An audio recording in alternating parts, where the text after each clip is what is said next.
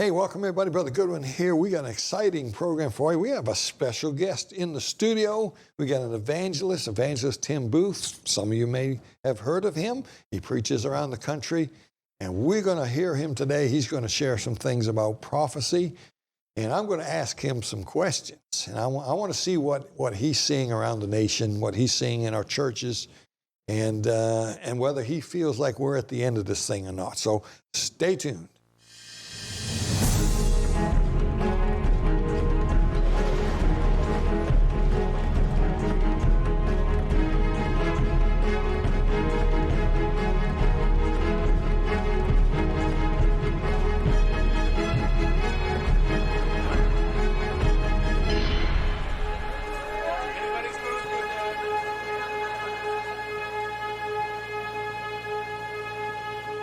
Hi, everybody. Good to see you here.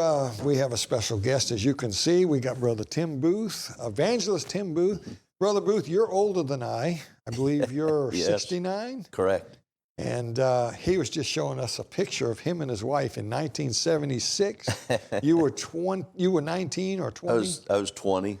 Yeah. Yes, And wow, 1976, a long time ago. And so why don't you, since most of our audience probably don't know you, some of our folks will, because you've been out there and in independent Baptist circles, a lot of people know who you are.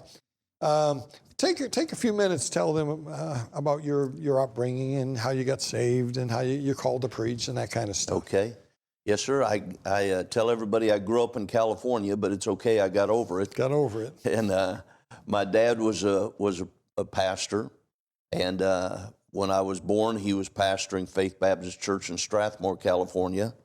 And so I grew up in church, heard the gospel all my life. Of course, didn't guarantee me anything until I realized as a young boy that I was on my way to hell, and I needed the Lord and needed His forgiveness. And went forward in church on a Sunday morning, weeping, and my daddy came down from the platform and took his Bible and showed me how to be saved, and I trusted Christ as my Savior and began my Christian life. My dad, when I was in fourth grade, my dad got out of the ministry, went through some difficult times, and a doctor told him he needed to get out of the ministry or he'd die. Dad did get out of the ministry, and then through my teenage years was out of the ministry until I was in Bible college. He actually went back in pastoring. Mm-hmm. But during that time, we were in some churches. There were always independent Baptist churches, but there were several dead ones that didn't really affect me much. And as a teenager, I got into sports and went to public high school, and I'm the youngest of four. My brother was also in that high school, and we were real involved playing sports all year round, and got interested in just being popular and trying to be the big hot dog in the high school. And my brother started going to another church, another independent Baptist church, because there was a girl there that he was interested in, and she wouldn't date him unless he went to her church, so he felt led. And they've been married over 50 years now. But she had a real good testimony. And so I started going there. My parents then also went there, and thank God for that pastor. Had a great impact on me. And he preached with the power of the Spirit of God, and he wasn't afraid to preach the truth. And that's what I needed to hear. And God broke my heart. I was 15 at the end of ninth grade, and I just surrendered and said, Lord, I don't want to be in charge anymore. You take charge of my life and whatever you want. Shortly after that, I went to a teen camp. Preacher, I believe he was 83, still fired up for the Lord. He preached and preached a powerful message on being a soldier in the army of Christ. God just squeezed my heart. I knew He was calling me to be a preacher. And I went forward again. My heart was broken. I said, yes, Lord, if that's what you want. And so God began to work and direct me. Went to Bible college, to a place I'd never been in my life, and to a pastor I'd never heard preach in my life. But I knew that there were winning souls there, and that's what I wanted to learn, to be an effective soul winner. Mm-hmm. And graduated from there, pastored for 20 years, and then I was been in evangelism for 27 years, and through those 27 years, there was a period of time where my wife went through some real health challenges that I had gone into evangelism, and then I went back to pastor for 11 years. And then in 2008, I went back into evangelism and been traveling full time with that. Now, brother, the lady that your brother was courting, yes, is she still alive? She is, yes. Any chance that she would watch this show? Maybe if I told her. Yeah. Maybe if I told him. What's her first name? Danita. I wonder, Miss Danita, if you're watching, I wonder if you realize how important your decision was to only date somebody in that's spiritual, and that it affected someone else's life, and that you've affected thousands of lives around the country in all these years.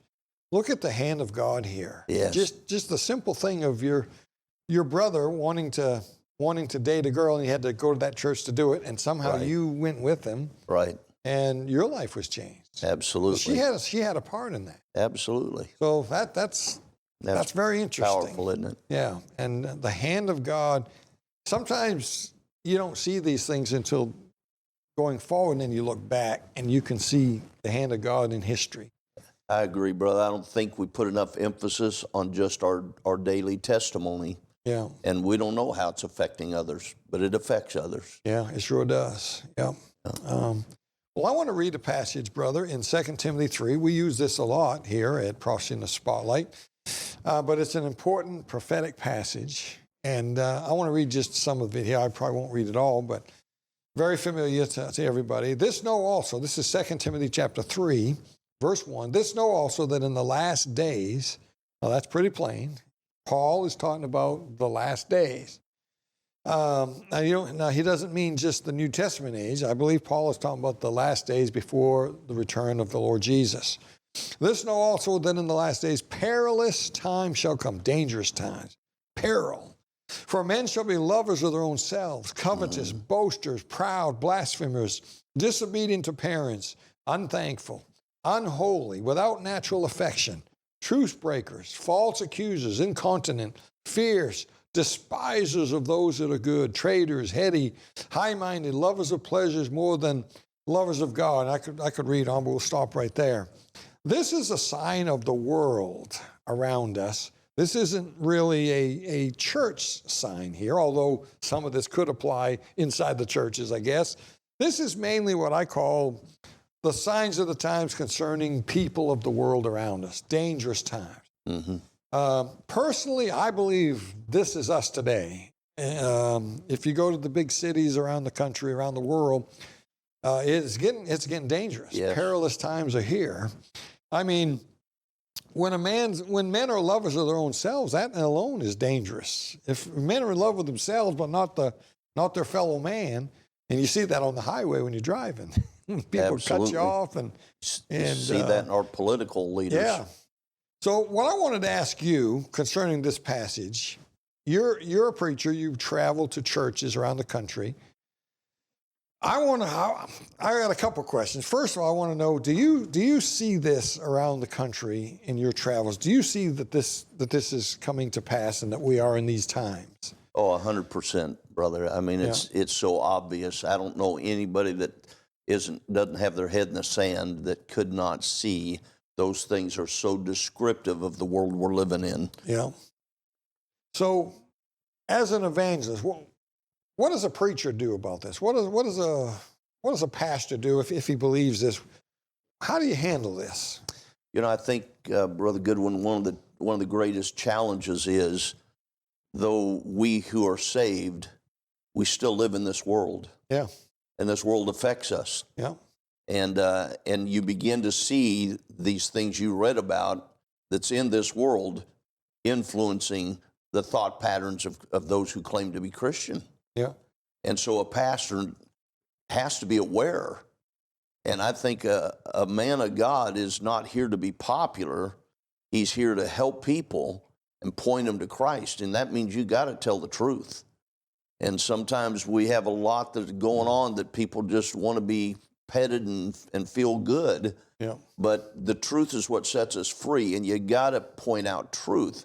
I ought to do it lovingly, but you got to be biblically right and point out the truth, or you don't help them. I think and I've given a lot of thought to what I'm going to say here, and I want to get your take on it. We have said for years that the church is getting bad because the world around us is influencing us.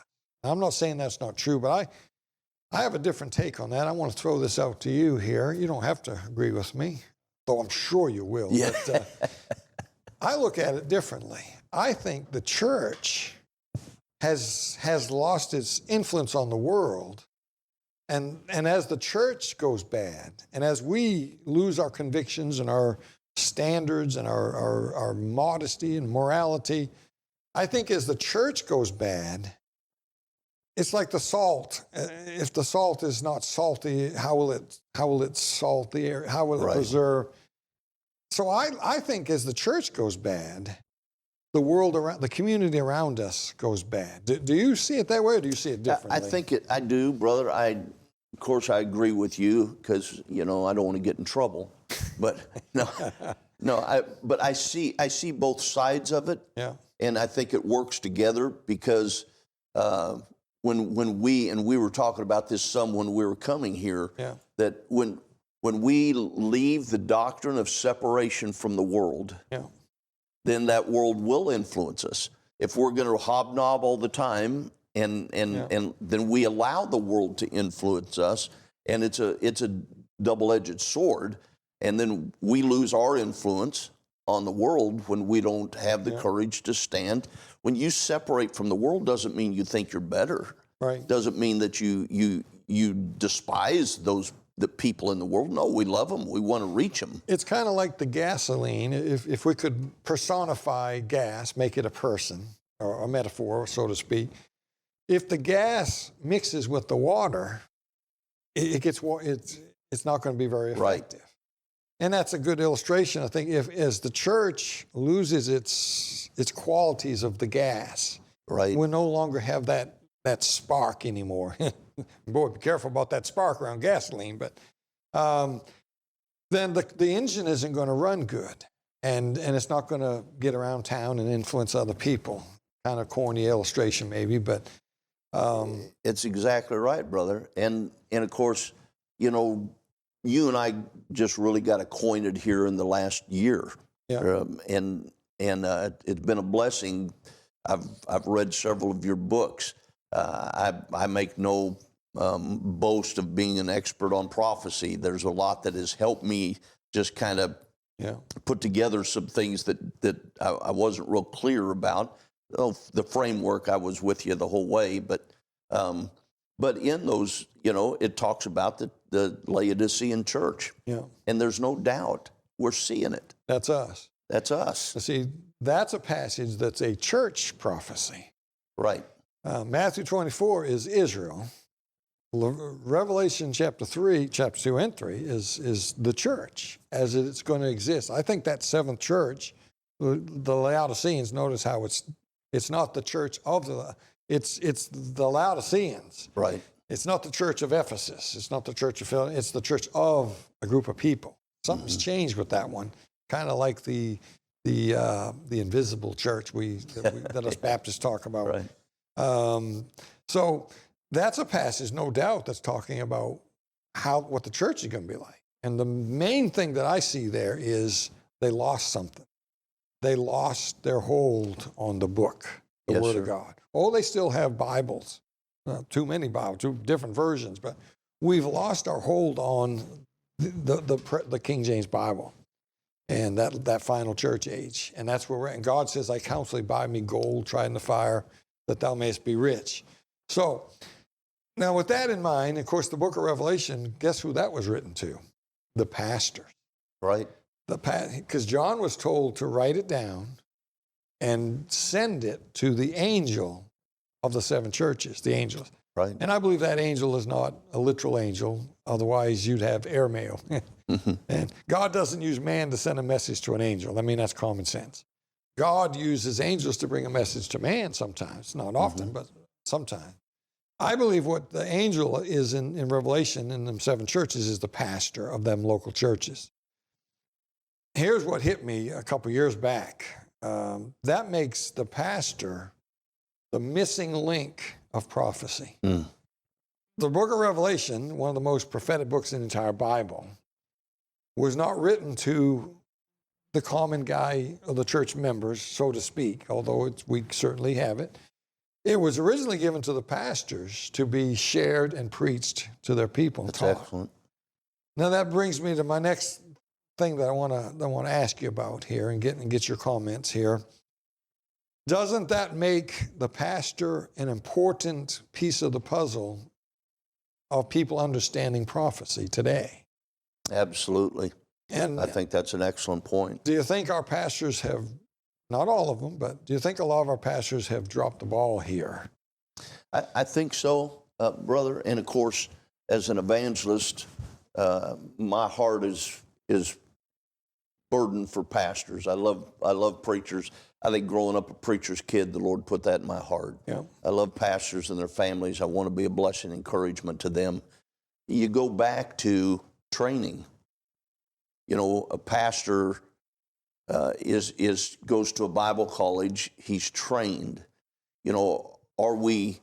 You know, and I'm very grateful for where I went to Bible college, and you and I talked about that, and I'm grateful for many things that I was taught. Yeah. There were things lacking that I look back now after all these years in the ministry. You know, that is there enough emphasis put on biblical interpretation? No. Mm-hmm. And study and preparing and prophecy and learning. Yeah. You know, I think there's a lack in some of our independent Baptist colleges, and I've got friends that have Bible colleges, and I love them. I'm for them. I don't attack, you know, but we got to get honest about, okay, where's some things we really need to step up on? Yeah. I tell people often, and sometimes preachers, but I tell them, if let's just say we are in the last days. I mean, let's say we're months or a year or two away. I mean, I don't know. Mm-hmm. I tend to think we possibly are, but who knows?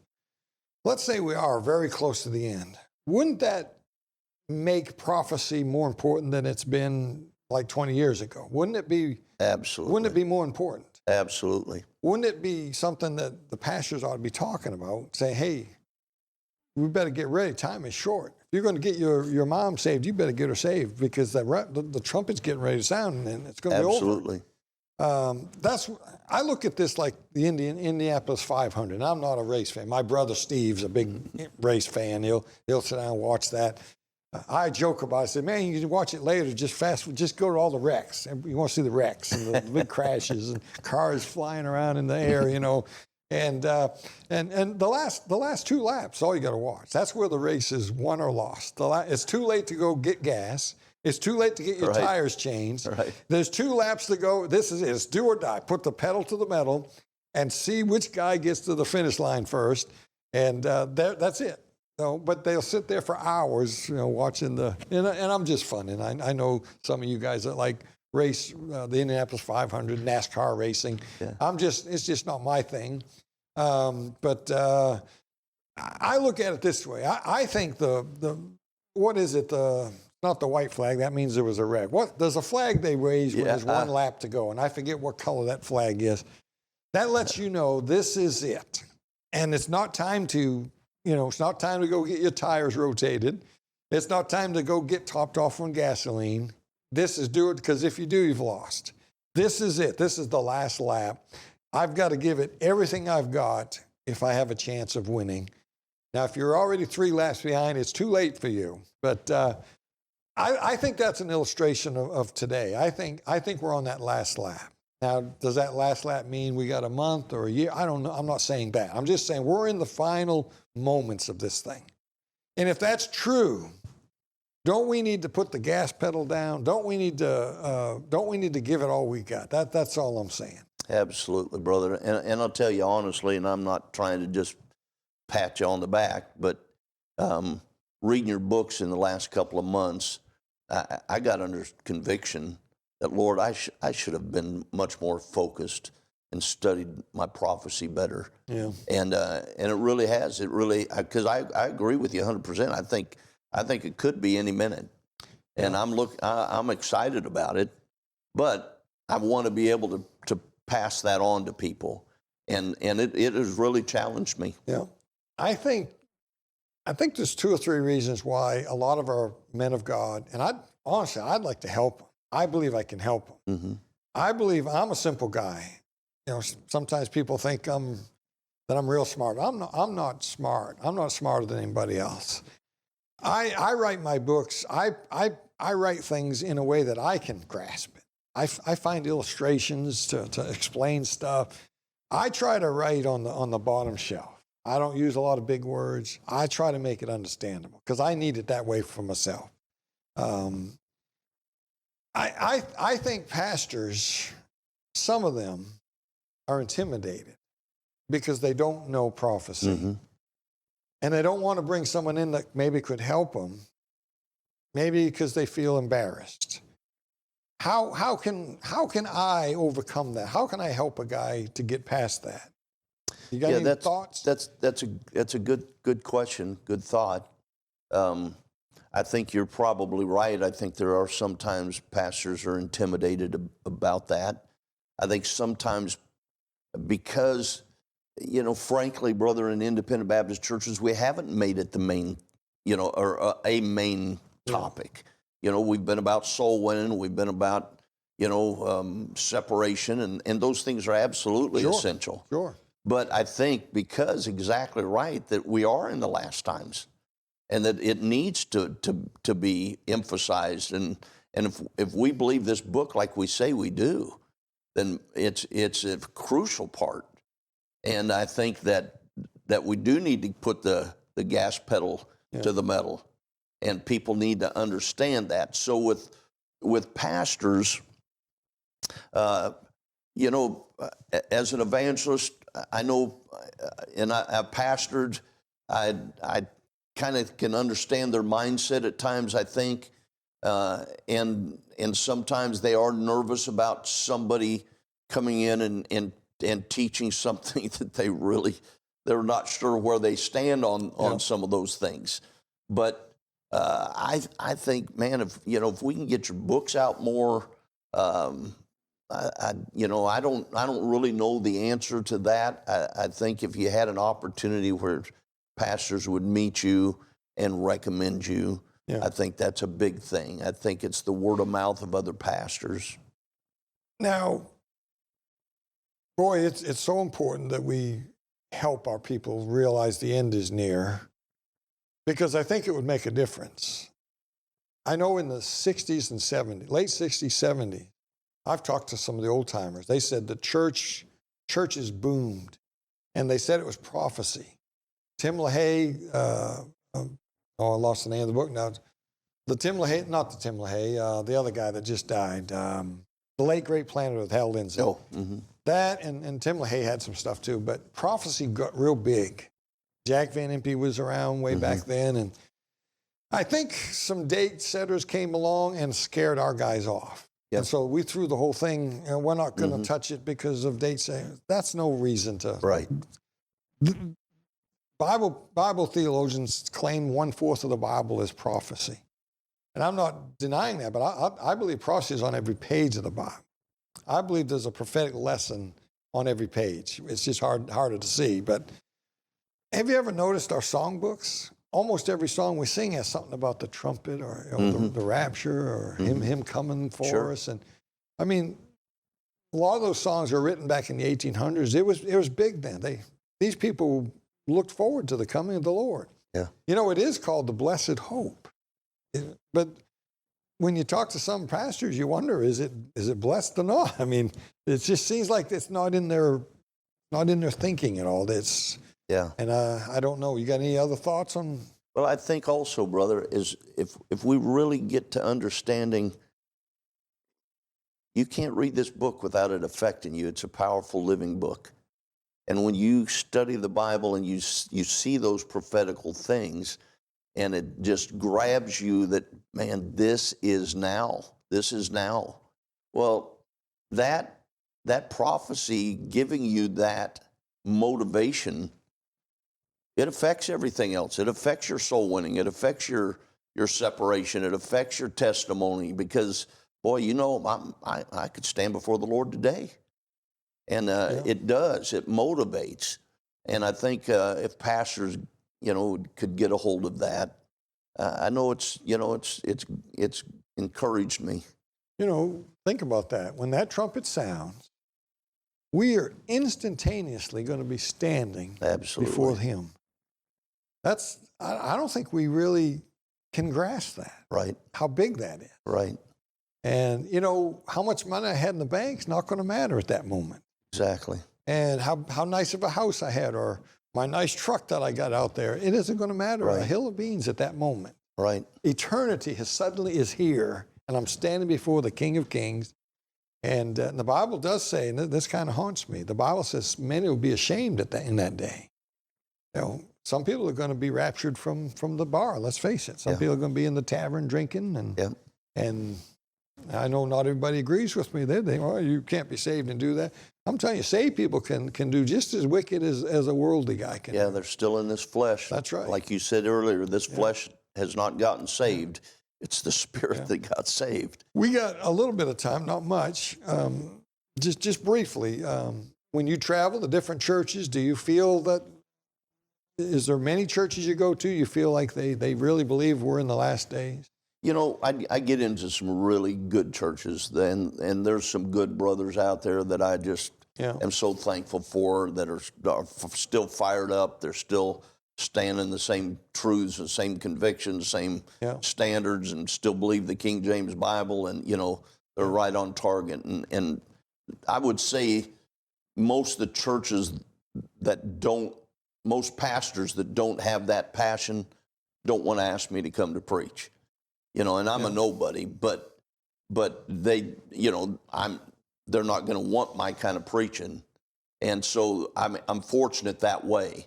However, I do see, brother, there's a lot of our churches don't have the commitment. 20 seconds, brother. What would you tell our audience? Maybe there's somebody there that doesn't know Jesus. In 20 seconds, what would you tell them? I'd tell them there's a God that loves you more than any preacher can tell you. He sent His Son to die for you. You don't need to keep putting it off. We don't know when He's coming. We don't know how many more breaths we have. Yeah. Now's the time for you to trust Him and let Him. You may think you can't do it, and you can't without Him. But with Him, He can develop you. All right. Well, Brother Booth, thank you so much for coming on today. We're going to try to get you on again next week. Folks, I hope you know Jesus. Until next time, keep your eyes on them skies.